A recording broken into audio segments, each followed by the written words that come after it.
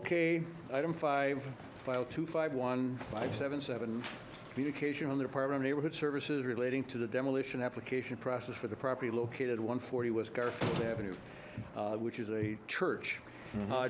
Why this is here is a little bit of, that there was a file, there was an application for historic designation of the church at 2nd and Garfield, and that was triggered. Wait a minute, Mount Zion? No, it's across the street from Mount Zion. You gonna say my church? Your church? Born and raised in Mount Zion. Oh, yeah? They have, Across the street. You all never it's been in across the there? street, yeah. It's actually a Cox Hall in the basement there. Really? Is it really? Both our families are real connected to that church. Wow, okay. Yeah, born and raised. Well, in any Mount event, Zion. the application for historic designation was triggered by the filing of a demolition permit for the church. And as we got into the case, it turned out that the property owner did not know that somebody had applied to demolish his church. It was some contractor, some landscaping guy, which raised a question in my mind, can the third party just apply for a demolition permit for his house? Is there some check and balance? Is there some sign off by the property owner that has to be obtained by DNS before you issue a demo permit? And what is the process for demo permits? Why don't you give us a little tutorial on that? Sure. Thank you, Mr. Chair, committee members. Mike Masmanian, Deputy Commissioner for Neighborhood Services. Just so I understand, Yeah. is it a proposal to demo it? An application was made that has been withdrawn. It was withdrawn? Because the Yes. property owner didn't know about it. He says, no, I don't want to tear it down. So Yeah. this is, I'm very. so this familiar property with is that in area. the 6th automatic district. Okay. When it was applied for, when the demolition was applied for, one of the owners did give me a call to let me know that they did not request it. They say that they were in negotiations for a sale, and the proposed buyer applied, and that they got word of the demolition request and asked for it to be withdrawn. I do share the interest with Alderman Baumann, though, to know, can a third party who is not in ownership interest in a location request a demolition of a location? Because it does beg to the question of how are they even able to put in such an application. And just for public edification, this is in Brewers Hill neighborhood, and there are people who have filed for historic preservation of the church. So I know it was held, I think, at the last. Oh, we recommended Oh, y'all approval recommended? yesterday, Oh, yesterday. Yeah, right. It came once and was held, and then it was heard yesterday and was recommended for approval. But that's a separate issue. know that church. That is a question. How are you able to apply for demolition can a third party apply for demolition of a property they do not have interest in? Sure. So up here with Commercial Manager Jimani Cheatham. He's going to kind of walk you through our general process. But just to be clear, regarding permit applications, across the board throughout the city, anyone can make application for essentially any permit type.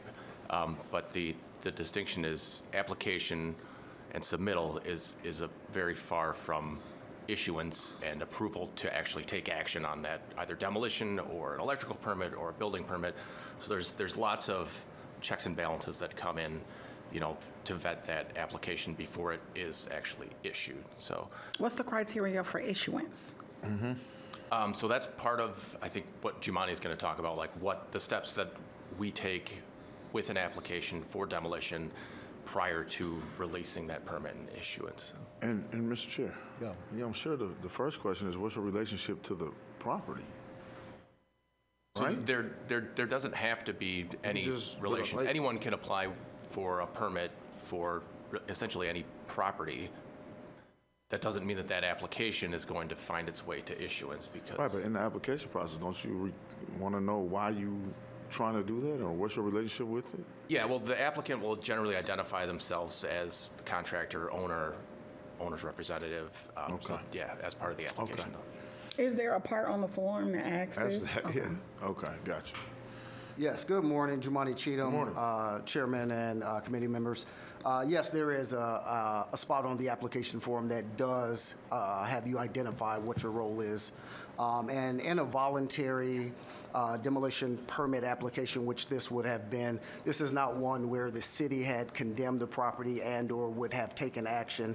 This is one where we get a multitude of times when there's development or there is a rationale for an owner and/or a purchaser, in this case, doing due diligence to potentially raise a property.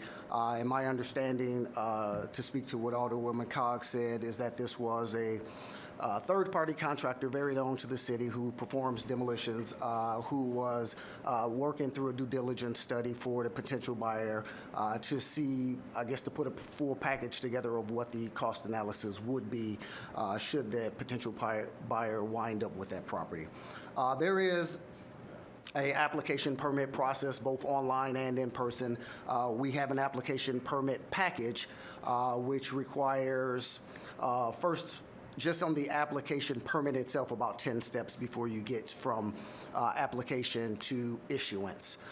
With that, coupled along are bonding requirements, insurance requirement, water requirements. There is a historic requirement. There are a multitude of things that would have happened, which would be considered stoppage in that work and/or 16-day hold for the city to then notify other departments as well as the other publications as well as the utilities and things like that that would be need to take place. So there are, on a private like this, if there is no historical designation, it's about a 26-day hold. If there is a historic designation, there's an additional 30-day hold. So in that time frame, an owner would find some form of communication from us. So a demolition permit doesn't necessarily get mailed out and/or communicated necessarily to an owner as an order would or some other form of communication from the department.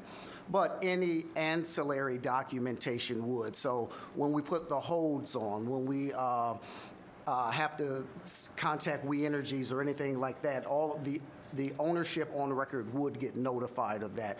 But the biggest way that owners get notified is through e-notify, right? The owner has e-notify if they're signed up for any permits application, any complaints that come into the department, any inspections that would happen, that owner would get electronic notice of application. But again, this is an extensive 46-page document. Some of it is simply the ordinance, but there's at least 4 or 5 different application processes that a contractor would have to go through before they would get to the place where the permit would be issued. And then once it's issued, that's when the work could commence. Mr. Chair? Yep, Alderman Cogg, please. Prior to issuance of the checklist of things that you have to go through before you would issue it, is the person requesting it has to have some ownership? Is that one of the requirements? Or a relationship to the owner? No, think about it this way. Most Or representing the ownership. demolitions are done by a third-party contractor. An owner hired the contractor. Okay, will have to be an agent of the ownership. So is that one of the requirements? Not necessarily a requirement, but it does, the application does say, how are you, what role do you play? But a requirement to have, to prove interest, no. What the heck? Well, that That's might the be- problem. Hey, Bob, that might be an ordinance change we need to, that you gotta have some interest or represent That's somebody right. with ownership interest even to, before issuance. I understand what you're saying about anybody could apply for any of the permits, but before issuance, it seems like we should know if whoever applied for it is representing an owner or is an owner. Because so in theory, based on how it's set up, we could issue it to somebody who does not represent an owner and is not an owner, in theory. In theory. Unless they Or have has you nothing to do with anything? Well, so the process for just disconnecting the utilities, for example, so if there are utilities that are in the name of the ownership, they would receive, so a contractor would apply to disconnect the electrical and the plumbing. We Energies notifies the ownership or whoever's on record for utilities for that property that this is going to happen. Hey, your utilities are going to be disconnected. You have this much time. So that's one piece of notification that ownership would receive. But you could imagine as an owner getting that kind of notification? Yeah, absolutely. And you didn't seek to, Too late. that's crazy. I mean, another piece is the environmental review. So our team needs to get in to inspect the property, to perform an environmental assessment as one of those checks in that process. So someone has to provide us with access. I suppose that could be someone that has not, notified the ownership that they're providing us with Guys, the access. first question is, what's your relationship to the property? Yeah. Then you move on. If you have no relationship with the property, there's no reason to waste any more time. The first question is, what is your relationship to, are you an owner or you're an agent? That's it. Agent, cool. Owner, cool. Not denied. Everything that you guys are saying is good because it's extra layers that would hopefully It's a waste of inform time. an owner. But the biggest stopgap would be The that first you one. have to be the owner or an agent of an owner for it to be issued, period.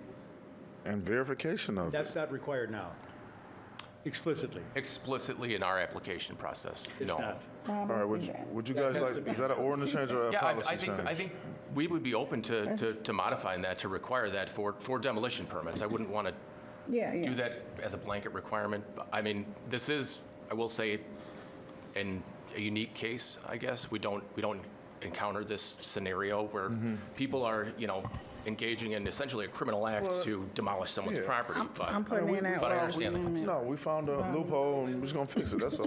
We just found an issue, we're gonna fix it. Nothing personal.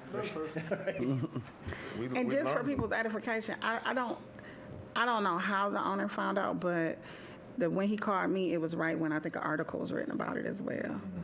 And I just think that's crazy that We have if nothing you in didn't place. seek it and you're hearing about it in all these other extraneous ways, that's crazy. Yeah. All right, well, that's good on this one. Let's Yeah. stay where you are, because the next file will need you guys Okay. too. All right. So we'll, that's item 5. Alderman Jackson moves to place this on file. Hearing no objection, so ordered.